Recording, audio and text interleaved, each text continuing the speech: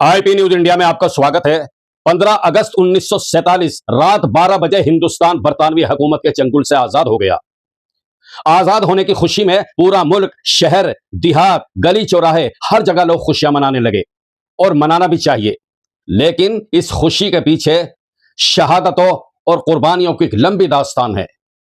23 जून 1757 को पिलासी की जंग हुई सिराजुद्दौला और अंग्रेजों के दरमियान। सिराजुद्दौला शुरू से ही अंग्रेजों के खिलाफ था।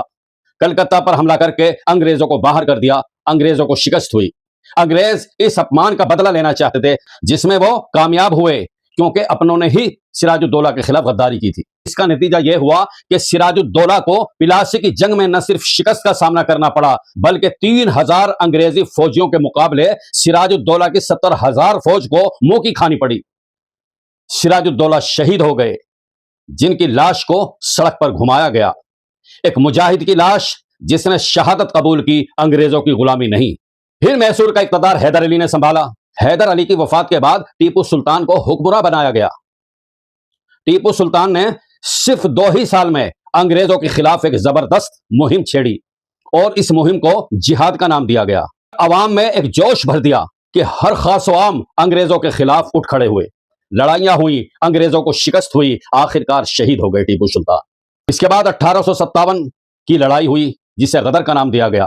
उसकी शुरुआत मेरठ से हुई। इसकी मंसूबाबंदी में नाना साहब और अजीमुल्लाह खान का एक अहम किरदार था।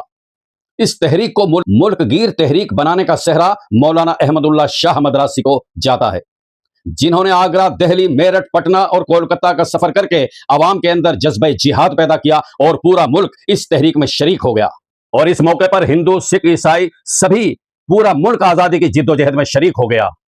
जैसे मंगल पांडे, झांसी की रानी, नाना साहब, अतिया टोपे, बहादुर शाह जफर, बेगम हजरत महल इस तहरीक आजादी के बड़े सूरमा थे, जिनको हिंदुस्तान की तारीख में याद रखा गया है और याद बड़ी शान और शौकत के साथ किया जाता है। लेकिन इसी तहरीक में शामिली के मैदान में हाफिज जामिन शहीद, मौलाना कासिम नानोतवी, मौलाना रशीद अहमद गंगोही, हाजी इमदादुल्लाह मुहाजिर मक्की को कम याद किया जाता है। इन बहादुरों ने जिस तरह अंग्रेजी हुकूमत से लोहा लिया और बेसरो सामानी की हालत में कुर्बानियां दी, वो तारीख का एक अहम बाब है और शामली का मैदान आज भी इसका गवाह है। सन 1912 में रेशमी रुमाल की तहरीक की इब्तदा देवबंद से शुरू हुई। शेखुल हिंद मौलाना महमूद हसन साहब ने अपने अजीज रुफाका के साथ एक तहरीक शुरू की। 1917 में आपको जिला वतनी की सजा देकर माल्टा भेज दिया गया। आपके खास शागिर्द भी, जिनमें शेखुल इस्लाम मौलाना हुसैन अहमद मदनी, मौलाना अजीज गुल पिशावरी, मौलाना नुसरत हुसैन, मौलाना वहीद अहमद, अपने उस्ताद के साथ बरसों कैदोबंद की जिंदगी गुजारते रहे।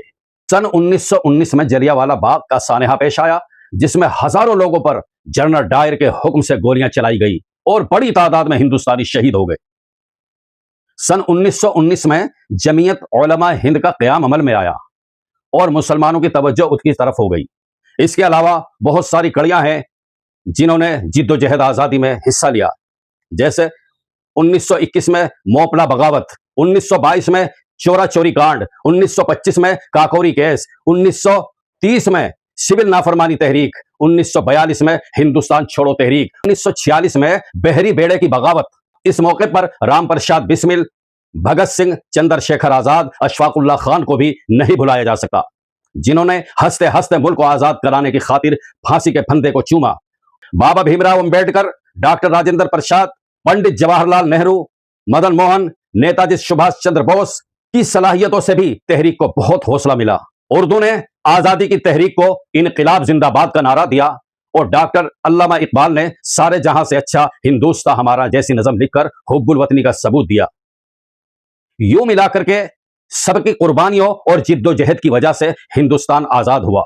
उन शहीदों ने, उन जाबाजों ने आजादी हिंद का जो ख्याल, जो सपना लेकर के अपने जानों की बलि दी है, क्या आज का हिंदुस्तान उनके नक्शे कदम पर चल रहा है? वो प्यार मोहब्बत के साथ, हिंदू मुसलमान के साथ कांधे से कांधा मिला करके जंग आजादी को इन्होंने हासिल की है। अपनी बलि दे करके, जानों की कुर्बानी दे करके जंग आजादी मिली है। थोड़ी सी हमने जंग आजादी की तस्वीर खींचने की कोशिश की थी, तो देखते रहिए आईपी न्यूज इंडिया।